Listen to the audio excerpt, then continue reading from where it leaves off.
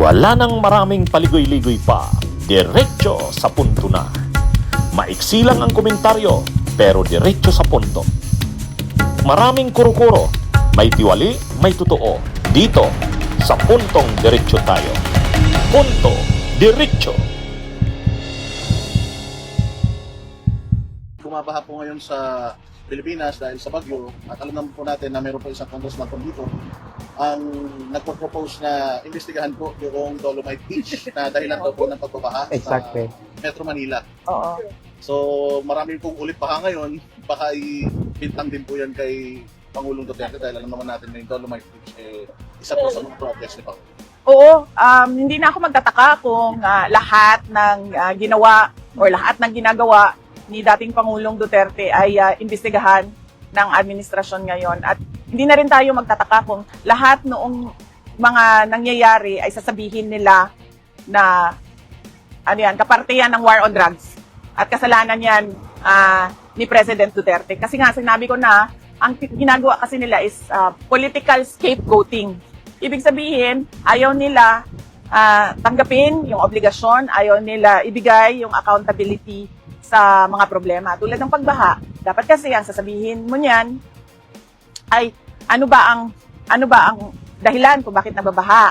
Ano ba ang plano natin para sa susunod na bagyo ay hindi nababaha? At paano ba natin i-implement yung plano natin na paniguraduhin natin na hindi na nasa-stranded o hindi na nabibiktima ng pagbaha yung mga tao. Ganun dapat ang sagot ng gobyerno, hindi yung magtuturo sila ng ibang tao kasi nililihis nila yung attention ng tao sa totoong problema. The Dolomite investigation was never about the former president. I think he has far more serious problems than being concerned about the Dolomite Beach project. It is basically a response to what the MMDA had actually stated, that because of the closure of 3 major drainage outfalls in the city of Manila, it has blocked the flow of water to Manila Bay. And as a result, we are basically questioning, firstly, the necessity of the project from the get-go. Secondly, the cost of the project. And thirdly, the actual impact of the Dolomite Beach project to the flooding in the city of Manila. So I think it's a very reasonable accountability measure that is not targeted at the former president, but it is specifically targeted at environment officials that had originated, planned, and implemented this Dolomite Beach project. The question has always been, was the Dolomite Beach project actually in pursuit of the Supreme Court continuing mandamus to basically, it has a very specific objective to improve the water quality of Manila Bay. The inquiry will center on that. Did the Dolomite Beach project actually contribute to improving the water quality in Manila Bay? And I'm quite certain that the answer to that is no. Mga kabunyog, mga kababayan, welcome sa isang namang episode ng ating Punto Diretso. Okay? Diretso na po tayo sa punto ha. Pasensya na, hindi muna tayo mag-greet ng mga viewers natin. Maiksi lang kasi itong talakay natin. O ito, kaugnay doon sa isinusulong na investigasyon ng Kamara, doon sa Dolomite, ano ba yan? Baywalk project ba yan sa Manila Bay? Yung proyekto ng DNR sa ilalim ng administrasyon ni Duterte, yung controversial na Dolomite. Ha? Ngayon, iimbestigahan ng Kamara yan. Bakit iimbestigahan? Dahil nga dito sa nangyaring pagbaha, nababanggit ng MMDA, isa daw sa posibleng dahilan yan, ay ito nga Dolomite na ito kasi naharangan yung daanan ng tubig. Galing doon sa mga kalye ng Manila, ng Metro Manila, may naharangan nung tinambak na mga Dolomite sand, yung ilang waterway o daanan ng tubig palabas na sana sa Manila Bay. Kaya ito yung isa sa mga tinitingnang contributory. O kaya iimbestigahan. Pangalawa, dahil pag-uusapan na rin lang yan kung talaga nga bang yan ay isa sa mga dahilan ng baha o nakakontribute sa matinding pagbaha ngayon sa Metro Manila, pag-uusapan na rin. Yang bang Dolomite na Baywalk project ng DNR sa ilalim ni Duterte na pinagmalaki pa noon ay kung titingnan sa cost nito, ilan ba ang nagastos dyan? Worth ba yung nagastos na yan? Yan ba ay magandang proyekto talaga na dapat i-maintain, ipagtuloy? Ano ba ang naging impact niyan sa kapaligiran ng Manila Bay at ng Metro Manila? Yan ba talaga ay magandang proyekto? Kaya kasi malaking ginastos yan, parang kung hindi tayo nagkakamali, parang 329 million yata ang kabuang project na yan ng ng Manila Bay na yan. Oh, kasama na yung hinakot pa yung Dolomite na yan galing ng Cebu. Yung Dolomite sand na yan galing ng Cebu yan. Nung panahon ni Duterte yan, pinagmamalakihan ng mga DDS. Pinagmamalakihan ni Duterte, gumanda raw bigla ang Manila Bay. Samantalang artificial lang naman yun.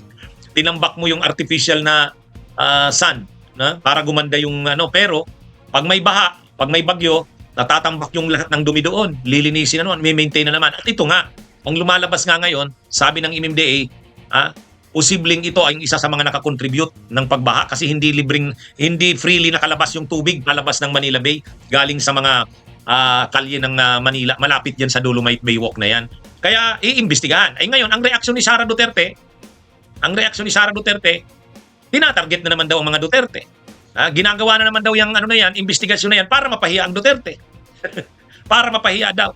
Hindi raw sila magtataka, sabi ni Sara, kung lahat na lang halos ng problema, lahat na lang halos ng ginawa ng administrasyon ng kanyang ama ay imbestigahan. Hindi daw siya magtataka noon. At hindi raw siya magtataka kung iuugnay na naman yung programa na yan sa war on drugs. Alam nyo, yung mga comment na yan ni Sara Duterte. Hindi talaga marunong ang Duterte, hindi talaga kumikilala ang mga Duterte sa usapin ng public accountability. Yung pananagutan sa bayan, kung iniimbestigahan man yan, proyekto na yan, hindi naman ibig sabihin tinatarget ang Duterte dyan. Tinitingnan lang talaga kung yan nga ba talaga ay epektibong programa na dapat ipagpatuloy at kasi may maintenance pa yan, ginagastusan pa yan. Yan ba talaga ay cost ng pagbaha? Valid naman na tanong yun eh. Yung observation ng MMDA na parang nakaka-contribute yan sa pagbaha, valid yan kasi ang tindi ng baha ngayon sa Metro Manila. So kung yan nga talaga ay nag-contribute sa baha, kailangang ayusin yan. So ngayon, kung lumitaw sa investigasyon na yan nga ay nakakontribute sa baha, na yan ay hindi ganun ka-effective na proyekto sa kung ikukumpara sa napakalaking ilang daang milyon na amount na involved dyan, ngayon, hindi ibig sabihin niya na sinisiraan ng Duterte. hindi ibig sabihin niya na sinisiraan ng Duterte. Kaya mali na naman ang pasok ni Sara. Parang ang punto ni Sara, wag nang imbestigahan ang mga ginawa ng administrasyon ng kanyang ama. Si Pinoy hindi umatras sa mga ganyan.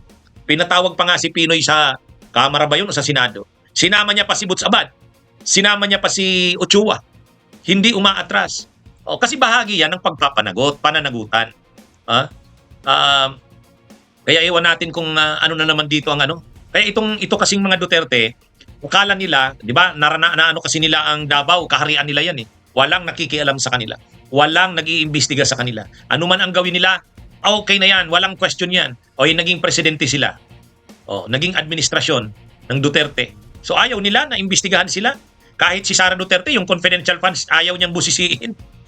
Parang sa kanila wala silang pananagutan. Kasi ang turing nila, parang kaharian nila ang Davao. Kaharian nila ang Pilipinas. Hindi monarkya ang Pilipinas. Ang Pilipinas ay republic. The Philippines is a democratic and a republican state. Yan ang nakakalimutan ni Sara. Kaya dito, iniimbestigahan ng Dolomite project na yan, na tama lang naman imbestigahan kasi makita talaga, effective ba yan? Yung ginastos ba dyan ay worth naman dyan sa project na yan? O yan ba'y maraming impact sa pagbaha, sa kapaligiran ng Manila Bay at ideklara yan na kung ano nga ba yan, effective ba yan, magandang proyekto o dapat naman talagang i-review yan. Kasi nung panahon ni Duterte, pinagmamalaki yan. Ay kitang-kita naman artificial eh. Artificial. So ngayon, iniimbestigahan, umaalma si Sara. Lahat na lang daw ng ginagawa ng kanyang ama o programa ng kanyang ama iniimbestigahan. Anong mali doon? Lahat ba talaga? Hindi naman eh. Yung mga mga matitingkad na dapat imbestigahan. Yung war on drugs. Yung Pogo. Yung confidential funds mo, Sara, yun lang naman ang mga iniimbestigahan eh. At yung Dolomite, iniimbestigahan dahil nga sa nagiging epekto ngayon sa pagbaha, tinitingnan kung yan nga ba talaga may epekto sa pagbaha sa Manila. Na tama lang naman. Itong si Sara, anong gusto niya? Huwag busisiin ang mga ginawa nila kahit may nakikitang anomalya. Bahagi talaga yan ng papanagot. Kung ayaw nila na iniimbestigahan, huwag silang pumasok sa gobyerno. Huwag silang pumasok sa gobyerno. Anong gusto nila? Papasok sa gobyerno tapos wala silang pananagutan? Yan lang. Yan po ang ating punto, diretso. Bunyog, halika na kasama ka. Bunyog, Kapag buklod ay may pag-asa, Luzon, Visayas, Mindanao, isa ang pananaw. Sa bagong Pilipinas ang bunyog isisigaw.